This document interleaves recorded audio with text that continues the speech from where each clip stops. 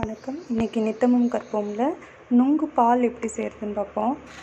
Summer சீசனில் நுங்கு கிடைக்கும் பொழுது அதனுடைய தோலெல்லாம் எடுத்துட்டு நுங்கு இந்த மாதிரி க்ளீன் பண்ணிவிட்டு சர்க்கரை பால் சேர்த்துலாம். ஆனால் இன்றைக்கி நான் பனங்கற்கண்டு இருக்கு இல்லைங்களா, அதை பொடிச்சு வச்சுருக்கிறேன். அந்த சர்க்கரையும் பனஞ்சர்க்கரை பால் நுங்கு கட் பண்ணி அதில் போட்டு ஃப்ரிட்ஜில் வச்சுட்டு கொஞ்சம் நேரம் கூலான பிறகு எடுத்து குடிக்கலாம்.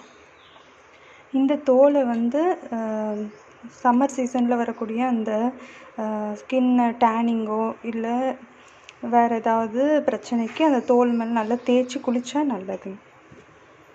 இப்போ நுங்கு பால் செய்கிறதுக்கு நுங்கை குட்டி குட்டி பீஸாக கட் பண்ணி ஒரு பாத்திரத்தில் எடுத்து வச்சுருக்கிறேன்.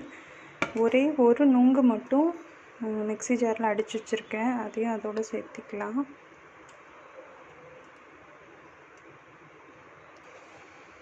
இப்போ அந்த நுங்கு கட் பண்ண பீஸு, அரைச்ச நுங்கு, அதோட பனஞ்சர்க்கரை தேவையான அளவு போட்டுட்டு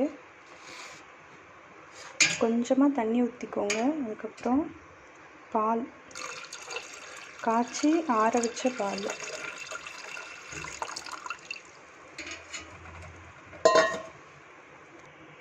இப்போ பால் ஊற்றின பிறகு சப்ஜா சீட்ஸ் கொஞ்சமாக போடுறேன். இதுவுமே குளிர்ச்சி தரும். அதுக்காக வேண்டி சப்ஜா சீட்ஸ் கொஞ்சமாக ஆட் பண்ணிக்கலாம். இது ஆப்ஷனல் தான், இருந்தால் ஆட் பண்ணிக்கலாம். இப்போ அந்த சப்ஜா சீட்ஸும் போட்ட பிறகு நல்லா மிக்ஸ் பண்ணிவிட்டு பனஞ்சர்க்கரை போதுமானு டேஸ்ட் பண்ணி பாருங்கள். சரியாக இருந்துச்சுன்னா ஃப்ரிட்ஜில் வச்சுட்டு ஒரு 1/2 hour கழித்து குடிங்க. சூப்பராக இருக்கும். நுங்கு பால் கொஞ்சம் நேரம் ஃப்ரிட்ஜில் வச்சு இப்போ சர்வ் பண்ணியாச்சு. ஸோ இதே மாதிரி நீங்களும் ட்ரை பண்ணி பாருங்கள்.